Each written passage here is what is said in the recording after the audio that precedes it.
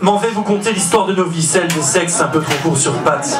Ceux qui se sentent comme Sarkozy quand il porte des chaussures plates. Je parle pas spécialement pour moi, autrement dit, j'ai observé. Attention, stop, ne croyez pas que j'aime pour autant mater. Ça s'appelle le complexe du vestiaire, parce que c'est là qu'on compare nos intimités. C'est marrant les dégâts que ça peut faire avec les autres gars de se doucher. De constater comment ceux qui en ont une little ont peur qu'on se foute de leur gueule, alors que ceux qui en ont un très grand ont peur de ne pas pouvoir tout mettre dedans.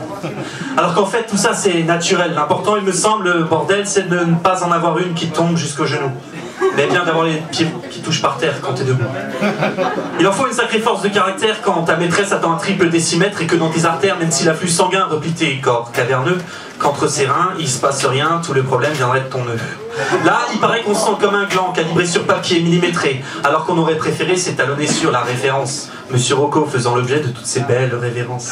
Même si Reddy t'es pas si Freddy, quand tu dis à l'âme sœur, ah mais, ne sens-tu rien venir? Le drame, c'est qu'elle finit toujours par dire, tu sais, c'est pas la taille qui compte. Et dans ses yeux, tu peux lire, surtout, pas lui foutre la honte. Et voyant que t'as saisi, elle se ressaisit. Chérie, pense à l'étendue des sentiments et pas à tes petits centimètres tendus, car c'est bien ça qui fait le ciment de notre couple un peu tordu. Et ouais, c'est l'histoire de nos vies, celle des sexes un peu trop courts sur pattes. Ceux qui se sentent comme Sarkozy qui porteraient des chaussures plates. Y a rien de pire qu'avoir du charisme et puis d'avoir une toute petite bite. Quand t'as la classe au naturel et que tu laisses sur sa fin ta femelle, y a de quoi devenir schizophrène. Un petit membre et une grosse tête. Mais à la vérité, pour vous confier un secret, chez nous les hommes, c'est plus complexe. On se rêve toujours plus grand qu'on est, ou plus petit quand on y songe. Pour nous comme pour aller boxer, on pense que ce qui est important c'est la longe. Par contre elles vous le diront toutes, plus que la taille compte l'odeur. Et bien des demoiselles ne souffrent le sale fumet de la sueur. Quand ça transpire comme l'été dans les transports en commun. Quand ça sent pire que du bord braisé et bien pire que le bourretin. Elles se foutent bien que tu sois long ou mou.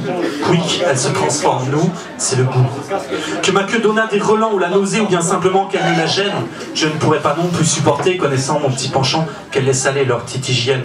Alors qu'elle soit grande ou qu'on l'observe au microscope, que tu te poses des questions ou des complexes dans ta tête, n'oublie pas que même si quelques femmes sont des salopes, respecte-les et demande-toi vers quelle bise tu quêtes. Qu'importe la taille de ton organe ou bien son pouvoir érectile, honore bien les femmes d'une petite odeur subtile.